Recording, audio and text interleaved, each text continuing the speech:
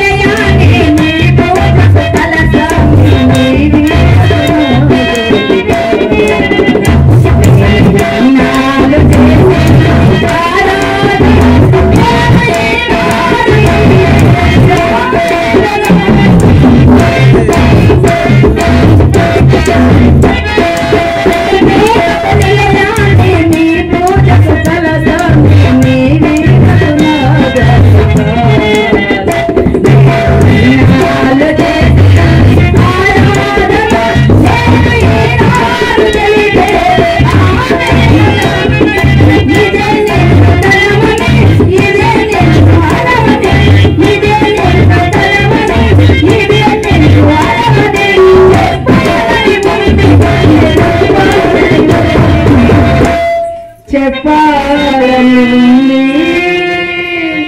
గుండె విప్పాలని ఉంది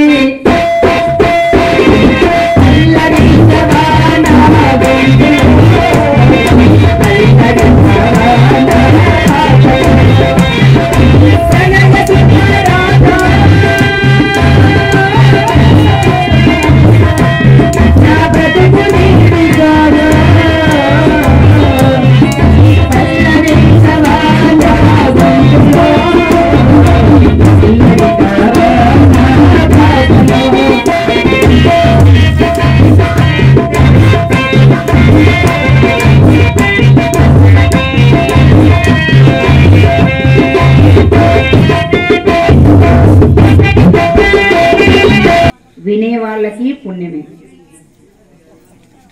ఒక చెట్టు మీద భార్యాభర్తలు 2 పక్షులు కూర్చోన్నాయట.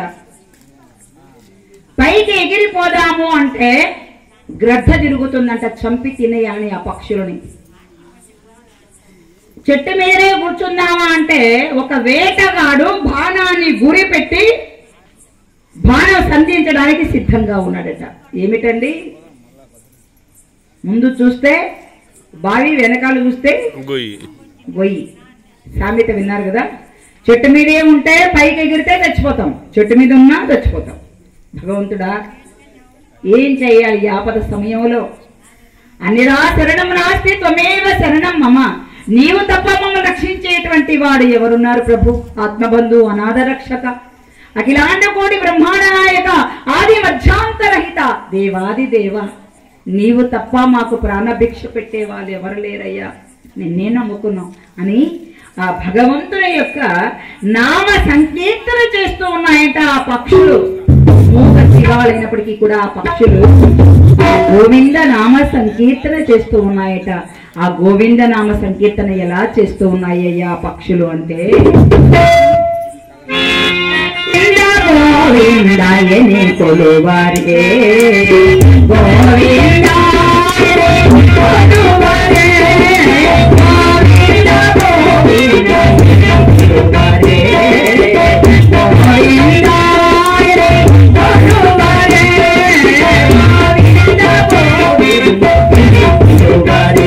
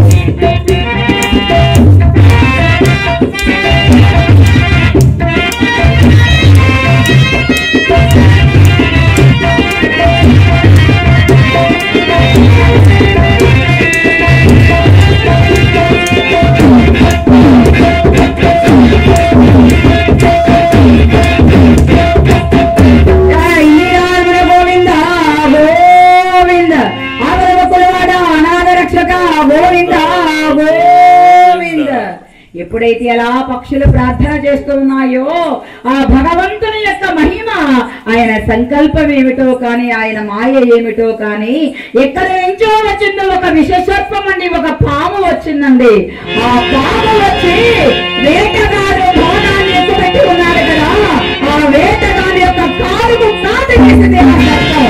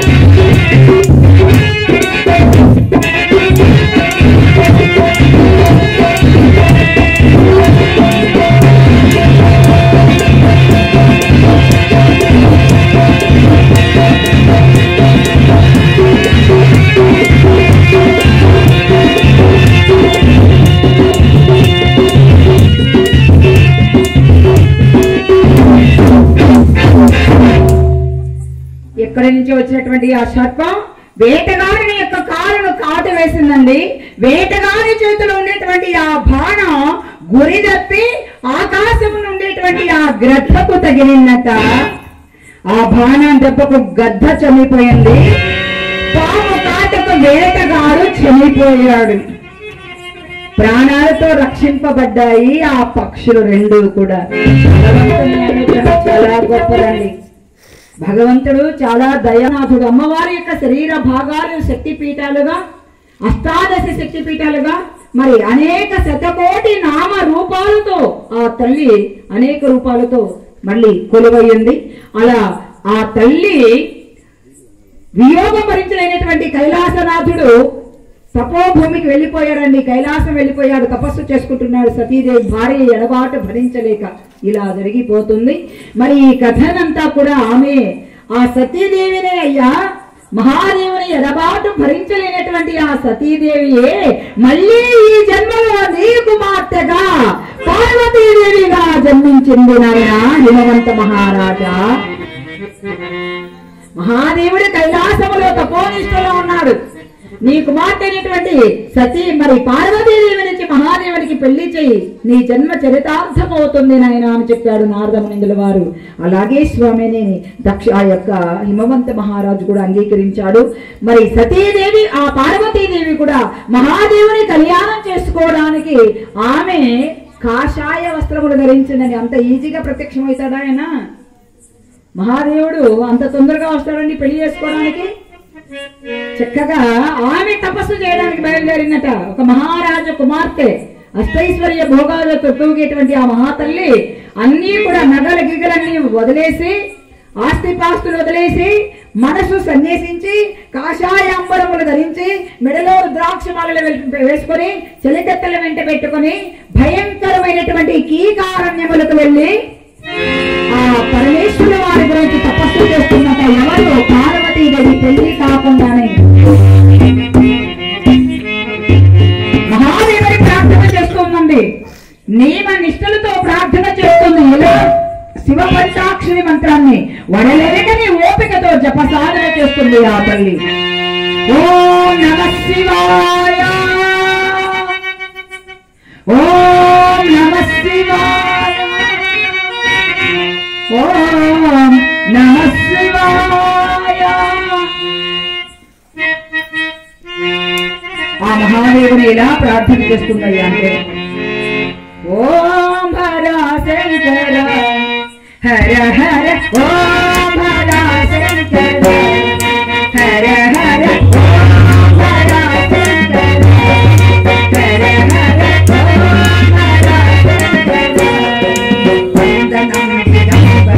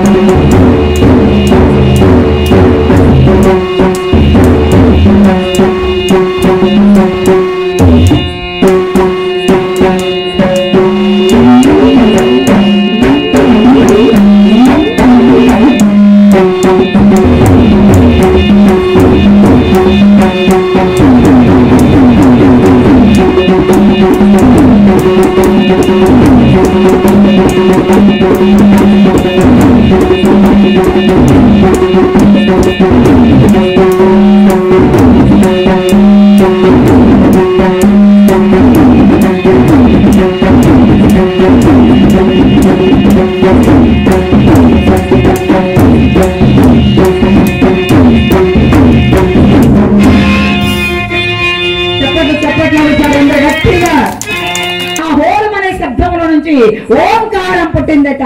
ఆ ఓంకారంలో నుంచి ఆది పరాశక్తి జన్మించిందట అమ్మవారు. ఆ ఆది పరాశక్తి జన్మించింది. త్రిశూల చేత డమరం సృష్టించిందండి బ్రహ్మ విష్ణు మహేశ్వరుడు.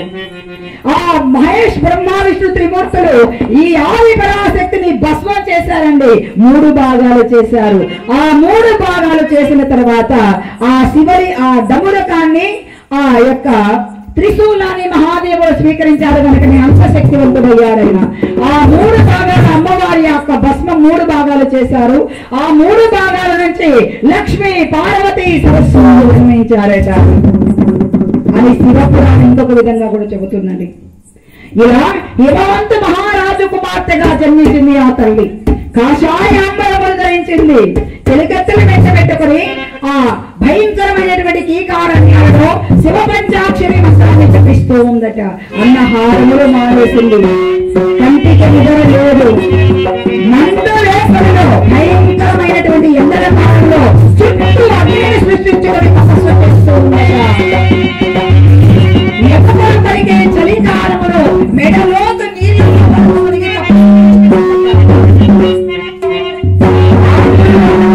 తపస్సు చేస్తున్నామే. ఆకులు తింటూ తపస్సు చేస్తుంది కాబట్టి అపర్ణ అనే పేరు కూడా ఉందండి అమ్మవారికి. కనుక భయంకరమైనటువంటి తపస్సు చేస్తూ ఉంటే ఆమె తపస్సు పరీక్ష చేయాలనుకున్నాడట మహాదేవుడు. ఒక ముసలి బ్రాహ్మణు యొక్క వేషాన్ని ధరించాడండి. ముసలి యొక్క బ్రాహ్మణు యొక్క వేషాన్ని ధరించి పార్వతీదేవి దగ్గరికి వచ్చి, ఇదిగో అమ్మాయి, ఏమిటి తపస్సు? నీ వయసు ఎక్కడా? నువ్వు చేసే తపస్సు ఏమి ఎక్కడా? నీ వయసుకు నువ్వు చేసే తపస్సుకు ఏమైనా సంబంధం ఉందా? సుకుమారమైనటువంటి 20 సంవత్సరాల వయసులో నిండు యవ్వనములో ఉన్నావే, శరీరాన్నంతా కూడా పుష్కింప చేసుకుంటున్నావే, ఎవరి కోసం? ఆ పరమశివుడి కోసమా? ఆయనకు ఊరు లేదు, పేరు లేదు, తల్లిదండ్రులు లేరు, నా అనేవాళ్ళు లేరు. ఆ శ్మశానంలో ఉంటాడు. ఏమి తింటాడో ఏమి ఉంటాడో, ఎప్పుడు ఆ పిశాచాలు శ్మశానంలో ఆ పిశాచాలతో కలిసి ఉంటాడు ఆయన. అలాంటి వాడిని పెళ్లి చేసుకోవడం కోసం తపస్సు చేస్తున్నావా? అమ్మాయి, నీకేమైనా మత్తిందా పోయిందా? ఇదివరకే సౌతి పోరు చాలా జోరుగా ఉంటుందిలే. ఎగుడు తిరుగులు కనులు కలిగినటువంటి వాడు, రుద్రుడు, దరిద్రుడు, ఉండడానికి ఇల్లు లేదు, తినడానికి తిండి లేదు. ఒక పచ్చపు చేత పట్టుకుని భవతీ భిక్షాన్ని చెప్పుబట్టి ఆశిస్తాడు. శ్మశానంలో కాపురం ఉంటాడు. అలాంటి వాడిని చేసుకుని ఏమి సుఖపడతావు చెప్పు? ఇదిగో నేను చూడు, ఒంటరి వాణ్ణి, పైగా బ్రహ్మచారిని, బ్రాహ్మణుని. నన్ను పెళ్లి చేసుకున్నావు అనుకో, అన్ని విధాలా నిన్ను సుఖపెడతాను. నా మాట విను. ఈ తపస్సు మాని ఎందుకు వచ్చింది గొడవ ఈ వయసులో నీకు? అమ్మాయి లే, నీకేం చెబుతున్నది అంటున్నాడండి మహాదేవుడు వచ్చి ఆ ముసలి యొక్క బ్రాహ్మణ యొక్క వేషంలో. ఎవరు లేరు నాకు, ఈ వేద గోచరుండ విప్రవరుణ్ణి నేను. లే అమ్మాయి అంటూ ఉంటే ఆ తల్లికి చాలా బాధ అనిపించిందండి. మహాదేవిని అనరాని మాటలు అంటూ నిందిస్తూ ఉంటే భరించలేకపోయి చెలికత్తెలు చూసి సైగ చేసింది. ఈ బ్రాహ్మణుడికి పెళ్లి కావాలట, పెళ్లి ఏర్పాట్లు చేయండి అని. ఎప్పుడైతే అమ్మగారి ఆజ్ఞ రావడమే ఆలస్యం అండి, దౌడు తీశారండి దాసీ జనం అంతా వచ్చి. ఏమయ్యా బ్రాహ్మణోత్తమా, ఓ ముసలి బ్రాహ్మణుడా, ఓ ముసలి వెంకటరెడ్డి, ఇప్పుడు నీకు పెళ్లి కావాలా? చిక్కొంపరిచిందంట ఆ వెంకటరెడ్డి నెత్తిన. ఏం నెత్తిన కాదండి, మంగళ స్నానం చేపిస్తాం కదా, నీకు పెళ్లి కావాలి కదా అంటూ ఒక చెలికత్తి వచ్చి 2 బిందెల నీళ్లు గుమ్మరిచ్చిందట. ఏమయ్యా బ్రాహ్మణయ్యా, పిలక బాగా ఎక్కువ అయిపోయింది నీకుండు, నీ పిలక కత్తిరిస్తాను. ఇంకొక చెలికత్తి వచ్చి పిలక కత్తిరించిందట కత్తిరి వేసుకొని. ఇంకొక చెలికత్తి వచ్చిందంట. ఏమండి మంగళ స్నానం అయిపోయింది కదా, నీకు పట్టు పీతాంబరం కదా అని కట్టుకున్నటువంటి గోస లాగేసిందంట. ఇంకొక చెలికత్తి లాగబోయిందట. కట్టుకున్నటువంటి గోస లాగబోయిందట. ఈ విధంగా ఆ చెలికత్తెలు చెప్పేటువంటి ఆ బాధలన్నీ చూస్తూ మహాదేవుడు చిరునవ్వులు చిందిస్తూ పార్వతీదేవి యొక్క మనోగతానికి మహాదేవుడు ఎంతో సంతోష భరితుడై ఏమండి తన యొక్క శశ్వరూపాన్ని దివ్య మంగళ విగ్రహాన్ని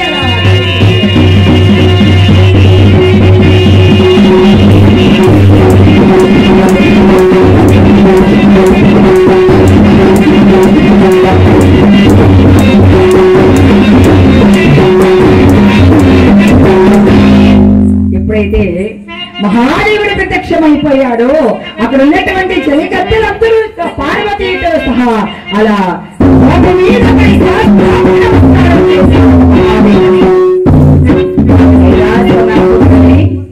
భక్తిమయ చిత్తముతో ప్రార్థన చేస్తూ ఉన్నారండి. ఆ చెలికత్తెలందరూ కూడా పార్వతీ సమేతుడై ఏ విధంగా శివ శివ శంకర భక్తవ శంకర శంభో హర హర నమో నమో శివ శంకర శంభో హర హర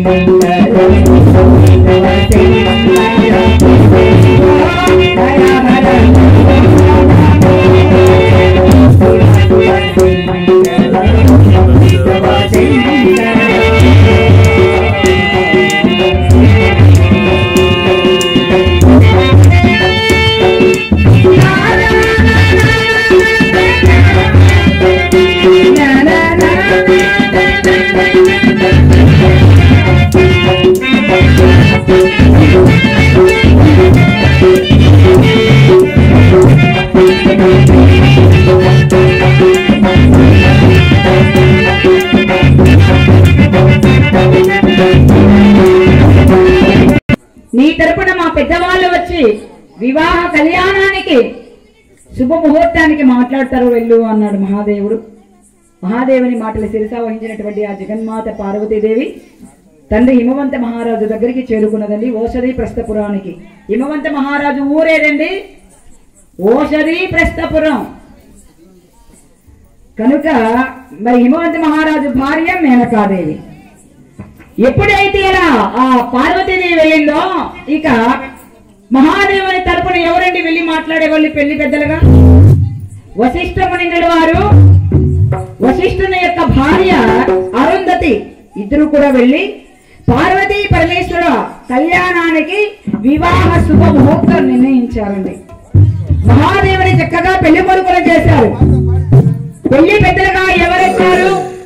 సచీదేవి సమేతుడై దేవేంద్రుడు, సరస్వతి సమేతుడై బ్రహ్మదేవుడు, లక్ష్మీ సమేతుడై శ్రీమన్నారాయణమూర్తి, ముక్కోటి దేవతలందరూ కూడా పెళ్లి పెద్దలుగా పెళ్లి తరపున మహాదేవుని యొక్క తరపున వచ్చారండి. బంధువులుగా ముక్కోటి దేవతలందరూ కూడా.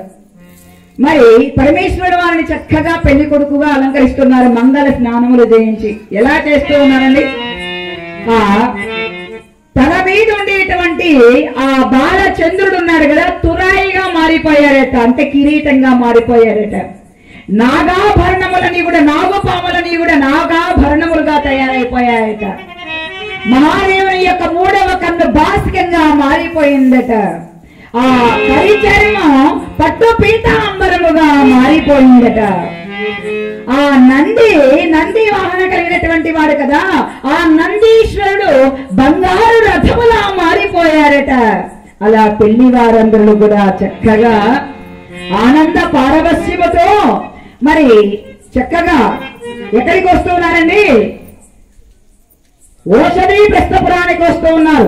ఇంతకంటే ముందు ఒక చిన్న విచిత్రం జరిగిందండి, ఇది చెప్పాలి మీకు.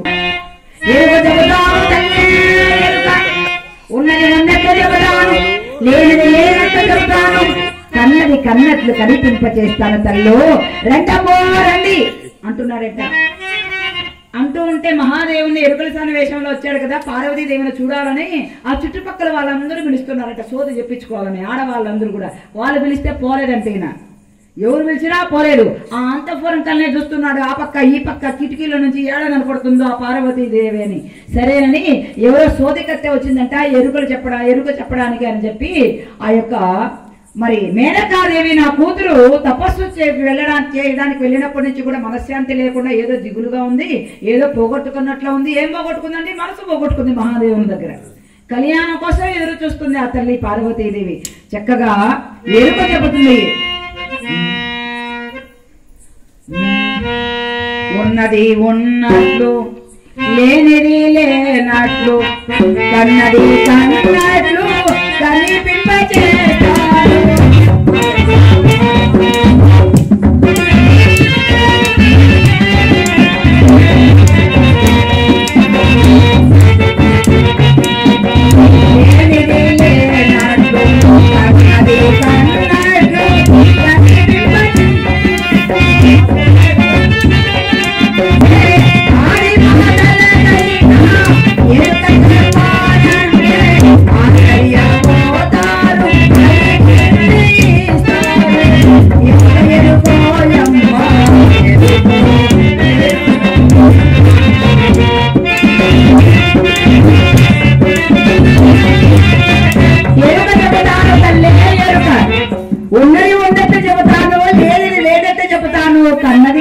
కనిపింప చేస్తాను అనగానే మేనకాదేవి పిలిపించిందండి ఆ యొక్క అంతఃపురానికి.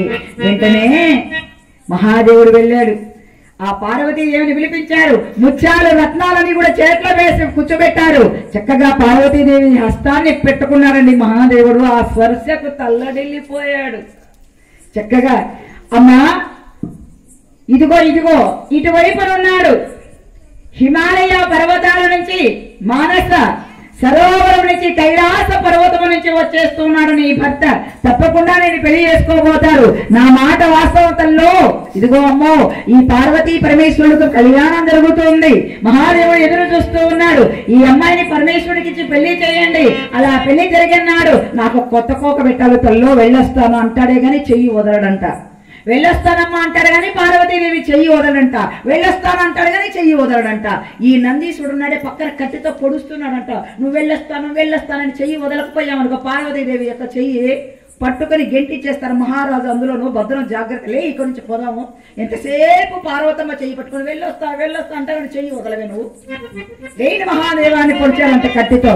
ఇక అప్పుడు పాపం ఇక అక్కడ సమయం మించిపోతుంది, ఉండడం మంచిది కాదని వచ్చేసాడండి.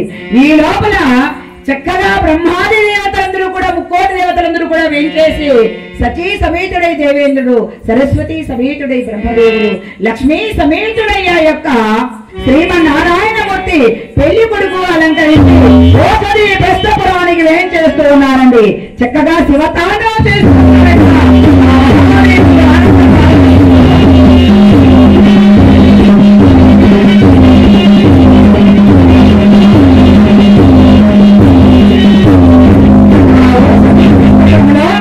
బ్రహ్మదేవుడు పురోహితుడుగా పార్వతీ పరమేశ్వర కళ్యాణం జరిపిస్తున్నారండి. ఇక్కడ వినాలి జాగ్రత్తగా. ఎవరండి పార్వతీ పరమేశ్వరుల కళ్యాణం జరిపించారు? పెళ్లి పెద్దలుగా లక్ష్మీనారాయణుడుగా పురోహితుని యొక్క స్థానంలో బ్రహ్మదేవుడు సరస్వతీదేవి ఉన్నారట. ఆ బ్రహ్మదేవుడు చక్కగా కళ్యాణం జరిపిస్తూ ఉన్నారట. ఆ హిమవంత మహారాజు మేనకాదేవి బంగారు చెంబుతో పరమేశ్వరుని యొక్క కాళ్ళు కడిగి కన్యాదానం చేయగా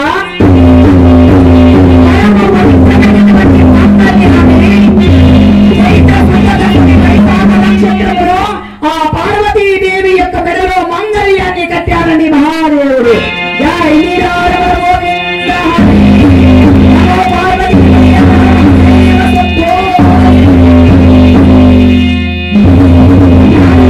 నక్షత్రం చల్లి ఆశీర్వదిస్తూ ఉన్నారు. ఆది దంపతులైనటువంటి పార్వతీ పరమేశ్వరును ఏ విధంగా దొరుకుతుందయ్యా కళ్యాణ కర్పూరం కళ్యాణము చూతమురారండి శివ పార్వతుల కళ్యాణము చూతమురారండి శివ పార్వతుల కళ్యాణము చూతమురారండి శివి కళ్యాణము చూస్తున్నది పరిబాటికమును నూతునకై పారాని పాదాలకు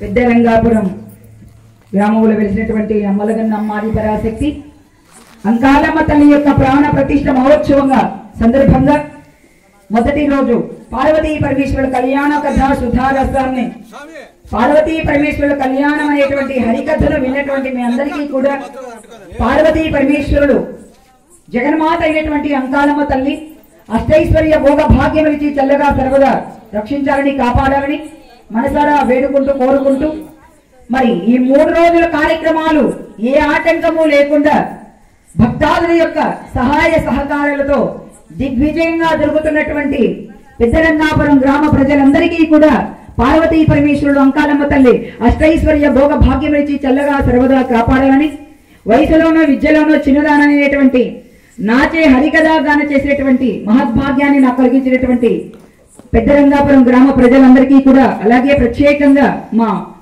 వెంకటరామరెడ్డి స్వామి వారికి కూడా మా హరికథా బృందం తరపున హృదయపూర్వక నమస్సుమాంజలి తెలియజేస్తూ వయసులోనే విద్యలోనే చిన్నదాననేటువంటి నా హరికథలోని లోపాలను మన్నించి నన్ను మీ కన్న బిడ్డగా భావించి మీ పవిత్రమైనటువంటి శుభాశిస్సులు సభాముఖంగా నాకు అందిస్తారని మీ అందరి యొక్క పాద పద్మాలకు నా శిరస్సు వంచి వినయ పూర్వకముగా నమస్కరించుకుంటూ మీ వద్ద సెలవు తీసుకుంటూ మంగళ నీరాజనం సమర్పించేస్తున్న స్వామి వారికి